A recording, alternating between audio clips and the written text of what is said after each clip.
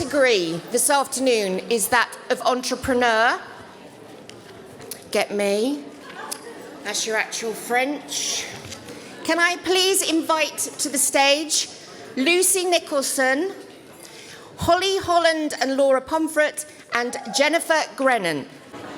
So I'm going to have to be a bit clever now and try not to go arse over breastfeeding equipment by not tripping over the lights.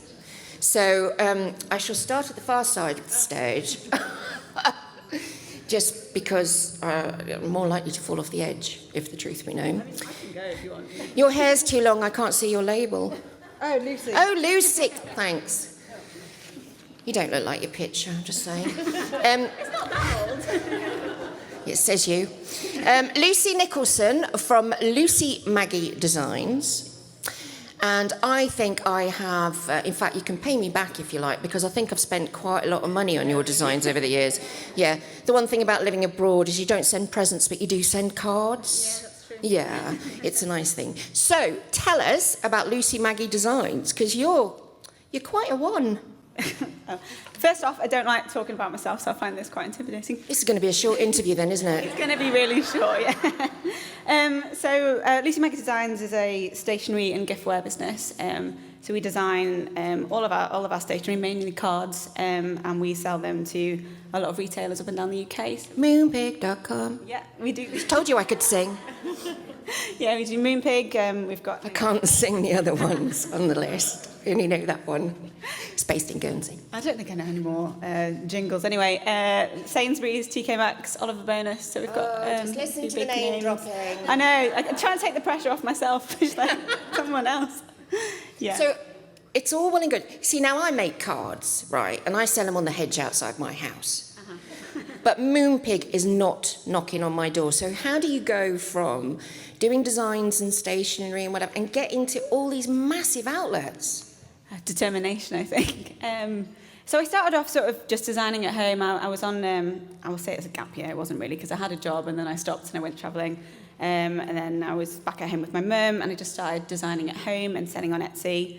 And things sort of took off from there, really. Then I went to an event called Speed Dating with Dragons, which was run by a company called Progressive Greetings. And that went really well. And that was where I met the buyer at Oliver Bonus. And she said, you should do a trade show. And I was thinking, the cost is just enormous. Like, I can't afford that. But my dad encouraged me to go and do this trade show. And then since then, things just snowballed, really. He was trying to get you to move out. You know that, don't you? Yeah, no. Do trade show, find your own place. Yeah. Right. Get out. You're 25 or whatever, move. Yeah, so. So a trade show is one thing, but then how does it just go nuts after that? But the trade show, obviously, you get all the big buyers coming around and looking at your stuff. So I think that it's a word of mouth and people just buying things at the trade show, I guess. I'm really bad at this. I'm sorry, everyone. It's all right, no one noticed. So from just being, you're not just an entrepreneur though, because you're giving back as well as doing all of the designs. Is this as a result of your dad telling you to move out? Well, exactly, yeah. Is one of them a homeless charity? No, not actually. So we do quite a lot of fundraising work for charities. We're currently working to raise money for an animal welfare charity in Greece. But we've also this year just launched a secondary brand, Sunshine Llama, where we're working with young graduates, young illustrators, helping them make their mark in the industry, basically, because right at the start I thought that the trade show was really expensive, and without the help of my family I probably couldn't have gone. So we're working with new artists on small collections of cards, and then taking them to places like these trade shows that I've been to in the past, and promoting them to the network of buyers that we have and getting them their foot in the door, basically. So we're supporting them as well. So you are world domination is the next step with cards? Yeah. I'm Beyonce. I must be a real anticlimax then. Now, where's your badge? It's on my blazer down there.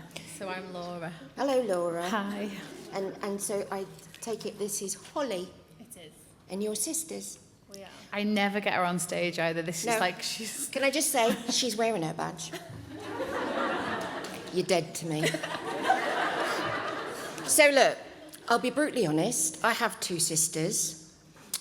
I love them. I wouldn't want to work with them. And I quite like it that we're now even on different countries. So how do you go? Now, 'cause you guys are, these are so the ones to know, for anyone who wins a cash prize, especially today. Financial? Financial. Shell. Okay. Don't I look a fool? And you are a financial app Correct. which helps divvies like me look Get after their their shit money. together. Get their shit. You need to use that on your advertising. We do. Oh, do you? I think it's the northern way of Where were you explaining it, so before? it's Oh fun. my word. So, being that you're obviously Northern Birds and straight talking, what's it like working together and there is money involved? Well, I think we always say that we've had every argument we could possibly have ever had. Ask my mum, she's here. Is that right, Mum? Right, excellent. We've had them all, so we've run out of ones to have. We've got it all out the way. We move very quick now because there's no ego, there's no guessing. We both know our strengths and we can speak with just our eyes. Oh, yeah. I know that one. Yeah. It's where you look at it and say, yeah, you're joking, aren't you? So tell me about Financial.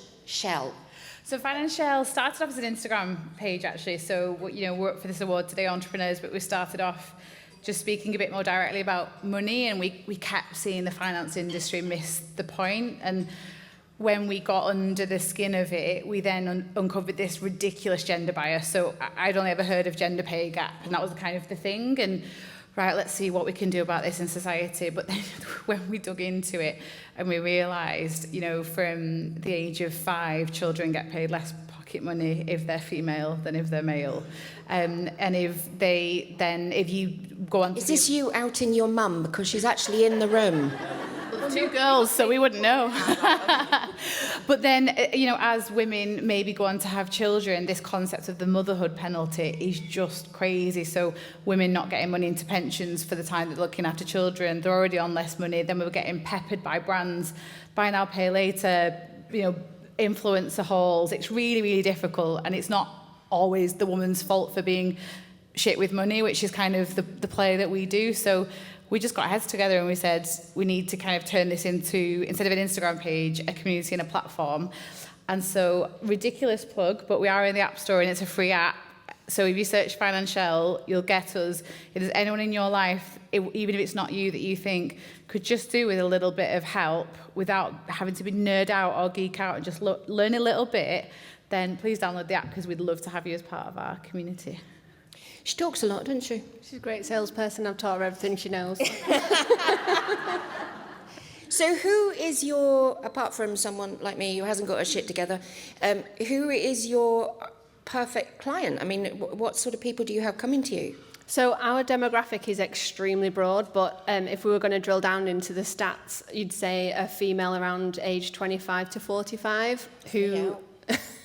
But we do have we've got a community member here today with us that is in her 50s and didn't realise that she had a number of pension pots spread around a number of companies and now wasn't feeling particularly, we promote financial wellness, so it's not about being wealthy, but we find that when people become financially well, that wealth tends to follow, and she's doing extremely well now, and she's in her 50s. So when I say our demographic, that's just what the stats tell us. But yeah, someone who doesn't want to geek out on money, but our thing is you just need to know enough to get by. And we don't feel that the financial industry, and there's not a lot of trust with banks.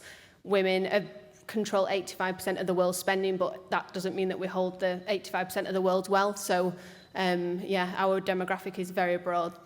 So apart from the app then, what's next for you guys? Because by the sounds of it, you've got a lot more energy and you haven't finished yet. So we confidentially closed our pre-seed round, so we've now got investment. We're obviously now venture-backed, and some really strong Manchester-based angels have backed us, which means we can grow the team and we can scale the product to get to as many people as we can. So, yeah, we've got a busy year ahead, but we're excited. Mum's going to get a good retirement home, isn't she? No, she has to pay into her own pension, that's the... Way to get the message across. Very on brand. Thank you very much, ladies. Now, process of elimination. Not as daft as I look, you know. This is Jennifer. Did I? Greenan, not Grennan. Oh, what you say? I should have known because you're wearing green. You are on message. Yes. Very always much. Delivering the green energy message for sustainability and a greener future. Yes, quite good. See, TV ads. That's the next thing. So, your company started off as, I mean, obviously, I'm not technically minded, but you did sockets for cars. Yeah, so our main company, eVerve Energy, we provide electric vehicle charging infrastructure. Yeah, sockets. Yes, yeah. In effect, yeah. Einstein. In its most simplistic form, yeah. But it hasn't stopped there, has it? Because, I mean, anyone knows, I mean, where I'm currently living in Guernsey, and the waiting list to get a socket for an electric vehicle is really quite extraordinary. This is a sector, I'll give you, it's duty-free as well. This is a sector which is absolutely booming. Yeah. It feels like people are now getting it. Yeah, it's been just such a roller coaster. I mean, we formed in 2018, so being that early on in the industry, we took up a role of almost industry educators of selling the benefits of electric vehicle charging, and we're now at the point where we no longer need to do that, and we can actually just focus on, you know, the growth of our business, which has just grown in line with the exponential growth of the industry. Really, it's been a whirlwind. And that's where, is it Echo? Yes, so our subsidiary company, eVerve Eco, we founded in 2020, and that offers access to government-backed grant funding for home energy efficiency improvements. So we've currently delivered, I think it's lifetime equivalent energy savings of around £500,000 to residents across the Northwest. So yeah, I saw some really scary figures when I was looking you up. they're probably out of date now as well. I was kind of cyber stalking you, but you know, just not the first time. At least I can get arrested this time. So you've provided more than, and you're going to tell me how many more than, 6,000 domestic charge points across the UK. Oh right, okay. 10,000, over 10,000 we've installed now. That just goes to show from, I can't even remember the date that information was submitted. But yeah, it's over 10,000.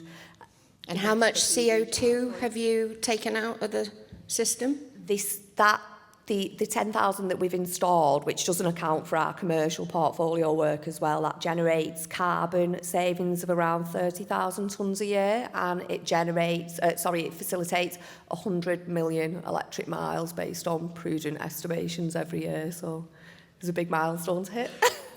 You need to talk to these finance ladies. Because I'm an accountant as well, so we can hook up. So what's next then? Because the drive, excuse the pun, the drive towards electric isn't finished, is it?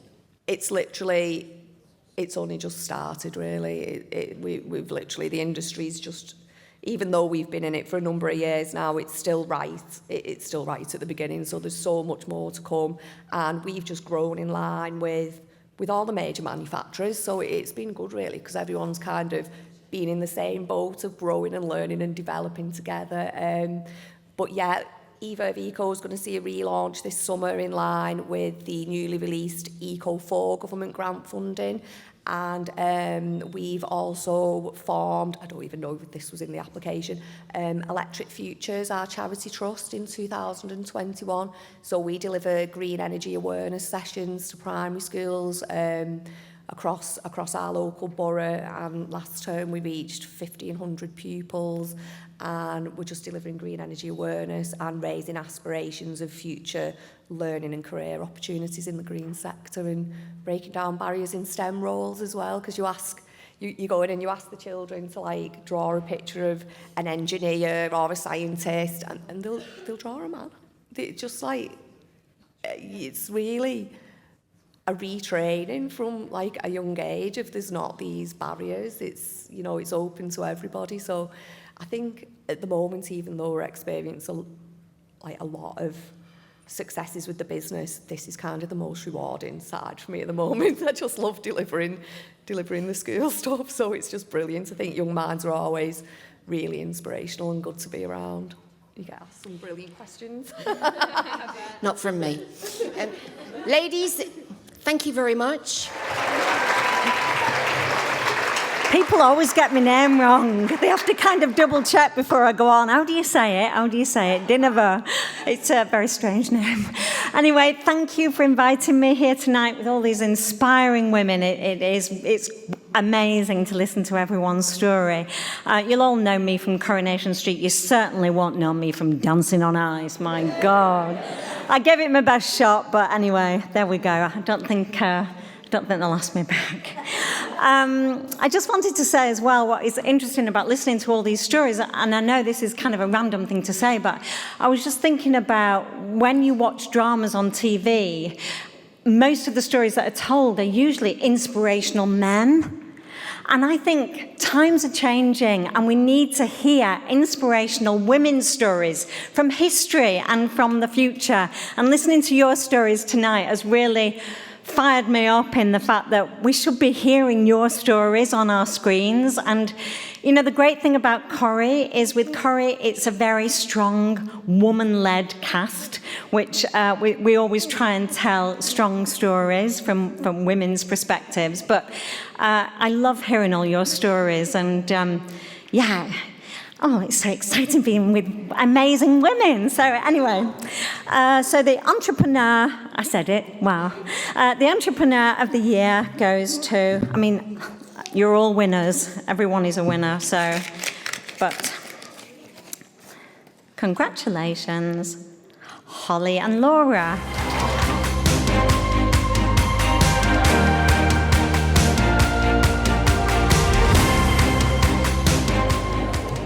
We are in total shock. We really did not expect to win this award. I am definitely usually back of house. If you look on our socials, Laura is definitely front of house, so she's kindly nominated me to speak today. But just a massive thank you. We applied for this award and genuinely did not expect to win. We are completely baffled, but delighted on taking this opportunity to help women become financially well. So thank you so much. Thank you.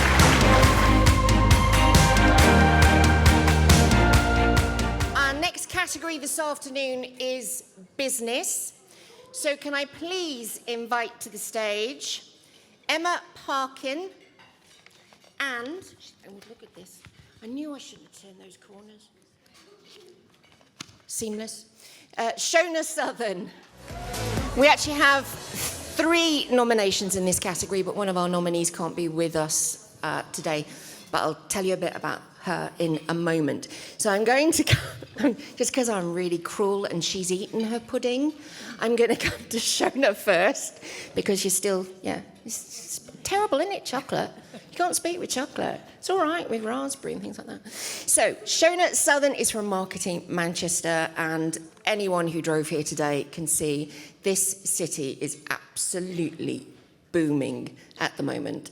And a lot of that is down to the work that Marketing Manchester has done in attracting, well, I've never seen so many cranes. I mean, I live on a rock now, so we don't see a lot of anything really, not even gas. So tell us about Marketing Manchester in your particular role. Yeah, thanks. There is actually a crane survey, and we are top of the crane survey at the moment. So if anyone's interested in that survey... I knew. I just knew. I counted them. So Greater Manchester, brilliant. It's brilliant to do business in Manchester, as you all know. Brilliant ecosystem, great connectivity, or it would be in normal times. I think we've had a good kicking, like everybody else, over the last couple of years, but, you know, back on form now. My team, we just had our first international mission to Ireland, which was brilliant, and we're going again to the US, so that market's opening up in the summer, and then hopefully China and India next year when the routes start happening. So it's coming back. The last couple of years have been really, really tough, though. So did you see a lot of things that you thought were coming that just went into stasis, or they just changed their mind and didn't come, or everything put on hold? Well, 24th of March, 2019. Everything just stopped. I remember going back home, trying to work from home and trying to keep the business going. I mean, my business, we almost went belly up, apart from some emergency funding that we got throughout the year. Glad to say now we're back on track and recruiting again, which is just fantastic. But I think we came back better as a team. We digitised a lot. And in the last year, we had our best online digital performance ever. And that was even, with the ups and downs of lockdown. So we invested in great digital content, culture, on the investment side as well. So I think that digital kind of stuff saved us. So we're back in again. So, connectivity, all our airports are right across the northern region are having trouble with recruitment. I think most businesses in this room probably have trouble with recruitment. We certainly have, just retaining people. So that's one of the problems, I think. I think in terms of what we do have in Manchester, we've got a big heart and we've got a lot of resilience, so we kind of carry on, get on with things. I think the pandemic has made us all box a bit cleverer. Things that we thought, for instance, I didn't think that anyone who worked in broadcasting could work from home because you need to be near a microphone in a studio. But the microphone in the studio doesn't need to be in an office, it can be in your house. Absolutely, and I think one of the worst, first in and last out was the events sector. So events, corporate events and the large events, sporting events, cultural events, they're glad to say they're back. We can go and watch the footy or culture, but still some of those corporate events are still slow to come back, and that's really what drives, the high street drives a lot of our businesses. So we're, the encouragement to come back again. My team put together some really great campaigns over the last 2 years, campaigns that you wouldn't even dream of in normal times. So we designed a back to work campaign, which, can you believe that, 3 years ago you would never have done that. So back to work campaign, the benefits of coming to work, and you can go and do yoga at lunchtime or come to events like this. So great to hear that the venues across Greater Manchester and the North are filling up now. Got a really good year, but that's the backlog of the last couple of years. So what will be interesting is going forward in the future, can we compete globally? So, we've got to pump the pipeline with some really good bids and go after international sporting and business events to bring them back in again. And I'm sure you'll do it. You've done it in the past, you'll do it again. Manchester is a city that can always bounce back, even if we're technically insolvent. Yeah, we don't talk about the other one. Just thought I'd point that out. Now, Emma, God love her, Emma is here representing Victoria Knight from BAE Systems Applied Intelligence, because just like the rest of us, Victoria's had to take a decision that actually today family has to come first. And so thank you very much, Emma. I've tried to terrify her. I've sort of said, yeah, I'm going to ask you lots of really hard questions like what's your favourite colour? Instead, welcome. Thank you very much for stepping up to the plate. It is appreciated. Stop looking so frightened. So artificial intelligence, to me, is a movie about a robot boy. But these days, it is everywhere. It is a really vital part of the British economy now, isn't it? Absolutely. I mean, we're known as a country for being really innovative and having loads of startups, and they're the foundation of our economy, really. And so many of those startups are leveraging artificial intelligence and machine learning. So it's going to be the bedrock of our economy for decades going forwards. But it took us a while to realise that. I mean, certainly the public, it took a while. And because artificial intelligence is frightening and it's a movie with robots and Will Smith and stuff like that, we are frightened of the things that we don't understand. Yeah, I don't think Hollywood does us any favours. I think that, technology is, in reality, is so different to what you see in Hollywood. And I guess it's like you hit the nail on the head in your question. If you don't understand it, then your natural instinct is to be frightened. But then maybe that's something we need to think about as a society, is if this is going to play such a big part, maybe more of us should get involved and understand the technology.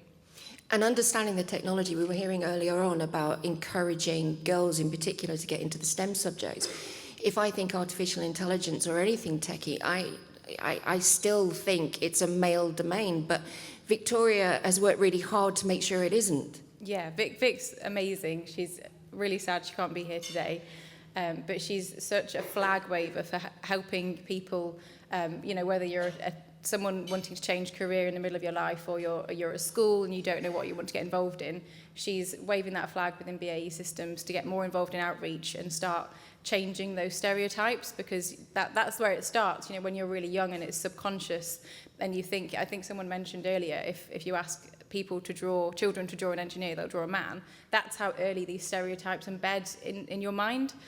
So we really need to start going into schools, even primary schools, to show people that, you know, people like Vic, who's really senior and in a techie business, you know, I can see a woman there, so why can't I do that? Is that how you got involved? Through I don't know how I got involved. It feels like a long time ago now.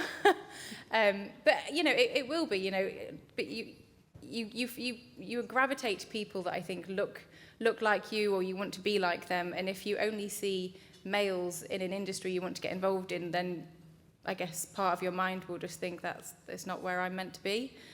So I think it's really important to start seeing more and more women in tech companies and giving them a platform to then start encouraging the next generation. And, you know, think if every woman inspires only two women, you're going to double that workforce in a generation. I think this room would completely agree with you on that one. You only have to look around and see how many inspiring women there are. Emma, thank you very much, representing Victoria Knight. Our third nominee is Lou Caldwell from Magnetic North, who unfortunately can't be with us today. Lou is a one-woman powerhouse, I think is a way to describe it. She's worked extremely hard in a very competitive marketing area. She doesn't represent me, obviously. She's got important people to represent. Kellogg's, Coca-Cola, Channel 4. She does do a lot of work with the BBC, so maybe there's hope for me once. BBC Sport and Radio 2 and CBeebies. And she is a really big supporter of the digital environment. She's also a big member of the Greater Manchester Local Enterprise Partnership. She's chair of Future Everything. She's on the board of Cityco. That's why she hasn't got time to be here. So there are our three nominees. Ladies, thank you very much. We'll let you run away now. I'm delighted to be here today representing Deloitte, and even more delighted that we've got a Manchester Youth Zone guest and an award winner on our table today. It's been fantastic, again, to be at the Inspiring Women Awards. I was lucky to attend the virtual awards last year, so when they asked for volunteers to present, I thought, yes, I'll do it again. A lovely afternoon with lovely ladies, and last year I even got some tips on purchasing, so I went and bought loads of Khushbu soap from the Entrepreneur Award winner, so it's really great to be back here again. Thanks. Oh, and I should also mention, otherwise I'll get told off, that it's also really good to be here celebrating the 30 years, and Deloitte has been sponsoring the awards for nearly 20, so long may that continue.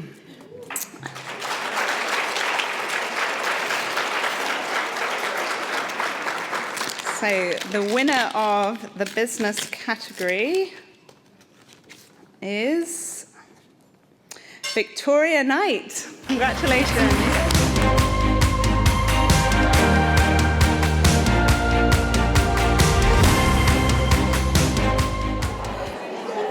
So I'm not really sure what to say. Obviously, with Vic having to spend some time with her daughter, it was a bit of a last-minute decision, but I know she'd be really gutted to not be here and see and meet everybody, because this is something she feels so passionate about, and that's something that's rubbed off on me. So the fact she's missing out, I know she'll be really gutted. And I've been updating her with photos of all the food, and she's been sending me back hospital food. So I got the better end of the deal.